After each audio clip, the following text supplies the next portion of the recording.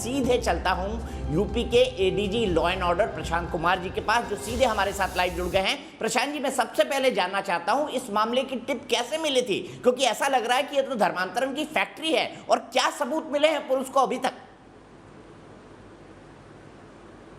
दीपक जी, जैसा पहले भी बताया जा चुका है कि जो सूत्र और जो सूचनाएं, प्रारंभिक सूचनाएं प्राप्त हुई थी, वो 2 जून को 2 व्यक्ति शिव शक्ति धाम देवी मंदिर में घुसने का प्रयास कर रहे थे, और वो गलत नाम से प्रयास कर रहे थे। उनके पास कुछ ऑब्जेक्शनेबल चीजें भी थी जो कि किसी को भी हार्म कर सकती थी। पूछताछ पे जो तथ्य प्रकाश में आए थे, उसमें से एक व्यक्ति विपुल विजय वर्गीय था, जो कि नागपुर का रहने वाला था, और उसका साला काशिफ, जो कि गाजियाबाद का रहने वाला था। और जो विपुल विजय वर्गीय है, वो खुद ही एक कन्वर्टी है।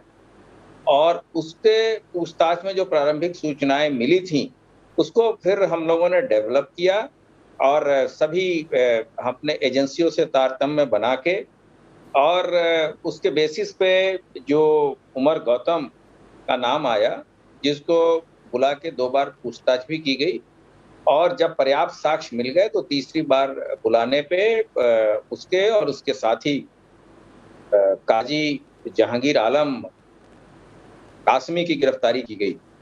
और जैसा कि पहले बताया जा चुका है कि लगभग 1000 लोगों के धर्म परिवर्तन का उस समय तक साक्ष्य था। और इसमें जो समाज के डिसएडवांटेजियस कंडीशन में लोग हैं, जैसे दिव्यांग बच्चे हैं, मूक एंड बधिर बच्चे हैं, महिलाएं हैं, गरीब लोग हैं, इनको ये लोग या तो पैसे की लालच, या नौकरी की लालच, या शादी की लालच देके, और बहुत बड़े एक षड्यंत्र के तहत इनका धार्मिक परिवर्तन कराते थे। और इनके लिए इस्लामिक दावा सेंटर में काफी पैसे का लेन देन का भी आया है। और कल से आज तक के बीच में जो डेवलपमेंट्स हुए हैं, उससे भी मैं आपको अवगत कराना चाहूंगा कि हम लोगों ने जो कोर्ट में साक्ष्य प्रस्तुत किए, उसमें हम लोगों को ये दोनों व्यक्तियों के 7 दिन की पुलिस कस्टडी रिमांड मिली है। और अभी तक जो डाटा हम लोगों ने खंगाला है, उसके हिसाब से लगभग 400 लोगों में से 55% महिलाएं हैं जिनका धर्म परिवर्तन किया गया है, और 45% मेल हैं। और उत्तर प्रदेश के अलावा अन्य राज्यों में भी ये व्यापक स्तर पे चीजें चल रही थी।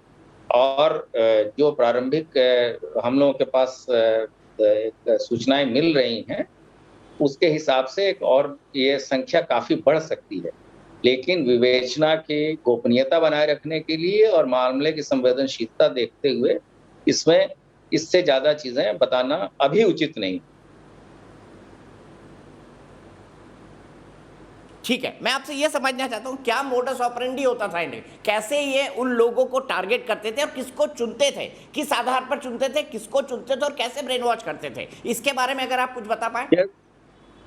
हाँ, अब जैसे जो लोग कन्वर्ट होते हैं, वो फिर अपने समाज में जाके लोगों को उस धर्म के बारे में बुरी बातें तथा इस्लाम के बारे में अच्छी बातें बता के, एक तरह से उनको ब्रेन वॉश करके ये इस तरह की चीजें कराते थे। और इस्लामिक दावा सेंटर सालाना जलसा भी करता था, जिसमें ऐसे सारे लोग आते थे, और ये लोग पर्सपेक्टिव मतलब संभावित ग्रुप को टारगेट करते थे, और उसके बाद से ये चीजें करते थे। और जिसके कारण ही इतनी बड़ी कार्रवाई हम लोग कर रहे हैं।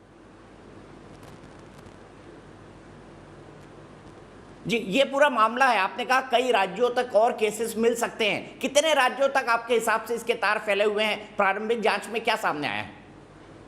अभी तक जो सूचनाएं मिली हैं दीपक जी, उसके हिसाब से उत्तर प्रदेश है, दिल्ली है, हरियाणा है, राजस्थान है, बिहार है, गुजरात है, झारखंड है, हिमाचल है, छत्तीसगढ़ है, वेस्ट बंगाल है, तेलंगाना है, केरला है, आंध्रा है, आसाम है।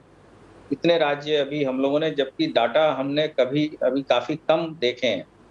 तो ये है, अब इनका इस हो सकता है इनमें परसेंटेज ज्यादा बढ़ता जाए, या कुछ और राज्य इसमें ऐड।